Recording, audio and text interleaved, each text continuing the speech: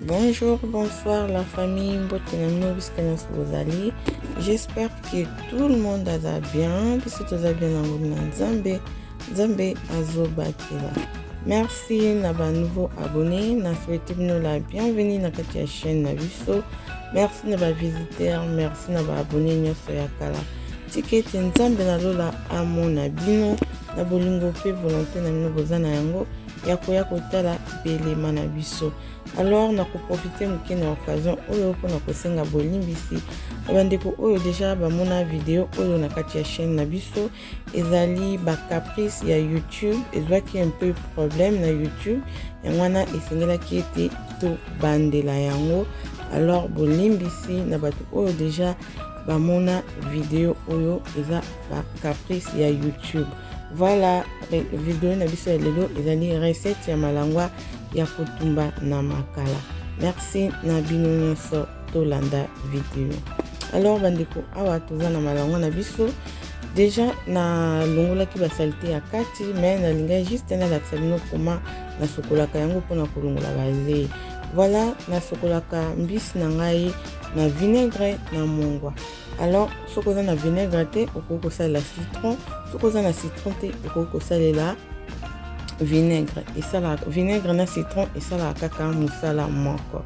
Voilà, alors pour na kosokola na bandina nkocha vinaigre na ngai et na tie mungwa na nga pardon et na kocha vinaigre. Voilà. On a échangé couleur, donc on est allé salité en bisi de échanger couleur. On a vinaigre na mungwa vraiment elongolaka zei makasi na mbisi. Alors naza ba vidéo belé na lakisa comment na nettoyer ba poisson nga pour hésiter te kokende pour visiter yango.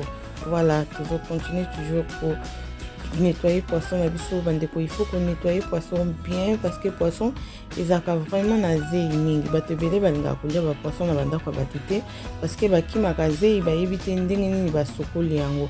Alors ndeko mwasi ndeko papa ndeko yaya ndeko nyonso oyo okotaka cuisine olambaka zwa temps na mpona kosokola poisson po tant mutazolia poisson ayoka yango zei te. Merci. Pour assaisonner malangwa na biso tokotumba na makala ba comme ingrédients nous en a besoin ya cube tomate nanga ba o batalaka ba vidéo nanga ba yebi yango cube tomate nous en a besoin ya muscade na saleli ndembi na saleli céleri nous en a besoin ya citron na osalela jimbo ya crevette na osalela ail na osalela tangawizi. Alors ba ingrédients na nga yango déjà na tie awa na mixer tangawizi, céleri, ndembi na ail. Alors pona kobanda nanu kocha mungwa na kati ya mbisi na nga cube na ngai ya crevette na osalela ka oyo soki ekoki te nde na kobakisa mungwa normal bobosana te na sokola kimbisi na ngai na mungwa na vinaigre avant na tia vinaigre na ngai avant na sokola yango na fandisaka yango na mungwa. Donc mungwa wana etikalaka toujours na kati ya mbisi mpona koexagere te kolekisa mungwa na biloko na osalela kaka kibi ya crevette moko. Après na kotika yango soki na moni ke ekoki te nde na koya kobakisa mungwa normal nsima.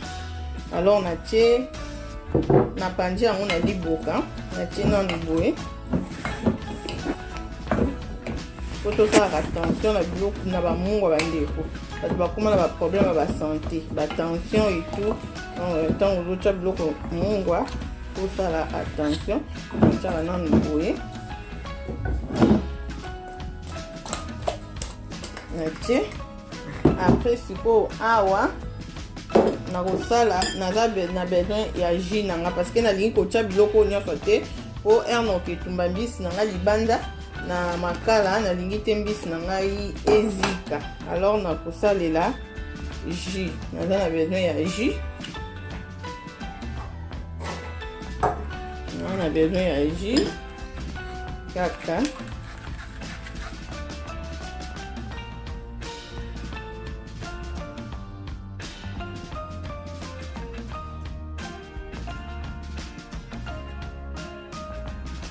Alors wana na récupéré jus nanga bomoni yango. Donc na récupéré jus nanga. Sikoyo na zwi cube tomate nanga na tie na kati.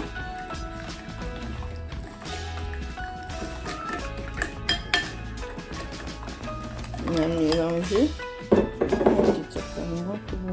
Très bien. Na mélanger. Na zwi muscade na ngai. Muscade yango na tie ebele te. Okay. Na mélanger.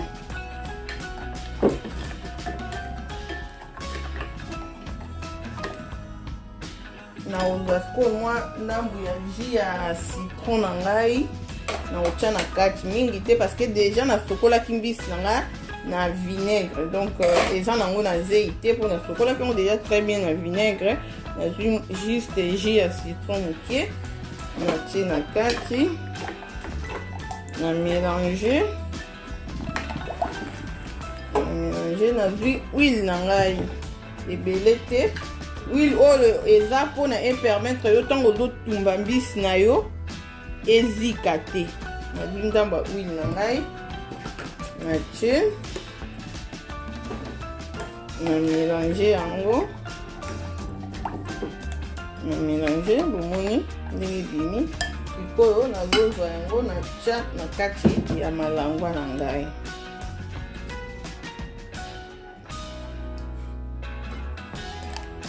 Yango na kati ya malangwa. Bomeka bamama bomeka kitoko. Natia yango na kati ya malangwa. Na baloli yango.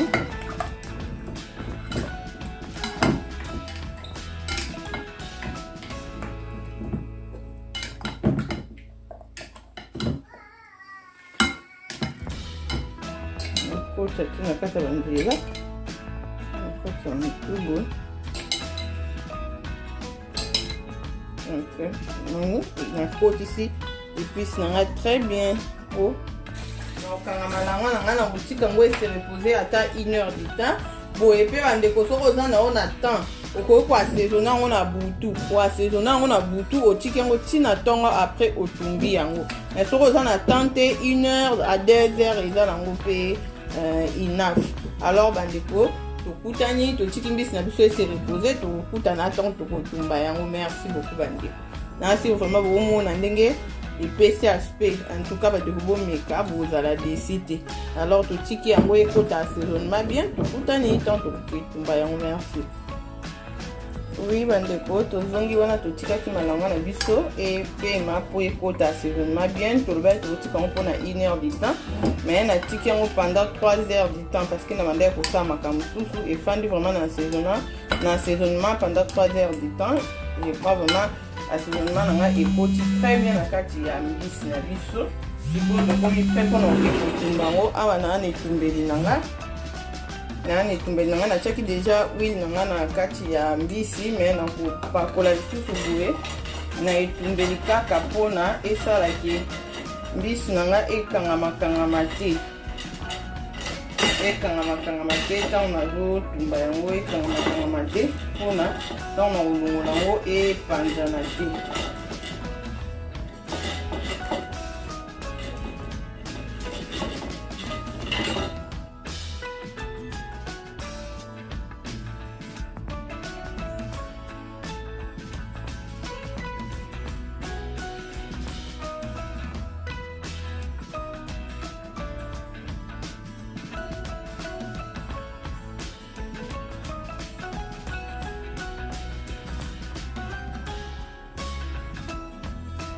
Oui bandeko wana makala na biso esi eshufaki ezwaki moto. Sikoyo tozozwa mbisi na biso totia ebela malembe. Wana tozwi totie mbisi na biso ya malangwa na kati ya moto.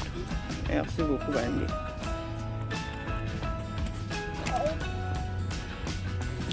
Oui bandeko wana toza toujours wana tozo contrôler mbisi na biso parce que toyebi mbisi il faut vraiment ko contrôler yango.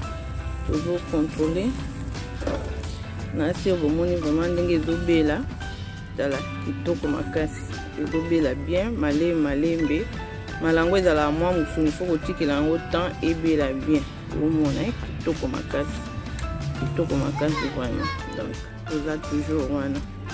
Oui bandeko wana mbisi na biso eza toujours na moto. En tout cas bomona ngo ndenge ezobela.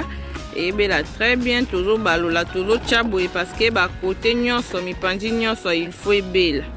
Otie bongo obaloli boye. Tourner toujours pona mipanzi nyonso ebela ezala te ke côté mususu ebeli côté mususu ebeli te. Alors bomona mbisi na biso penza malangwa na biso ezobela vraiment très bien. Merci. Oui bandeko, alors bomoni vraiment recette na biso ya malangwa ndenge to sokolaki to épicé et puis to tumbi eza vraiment facile ya kosala.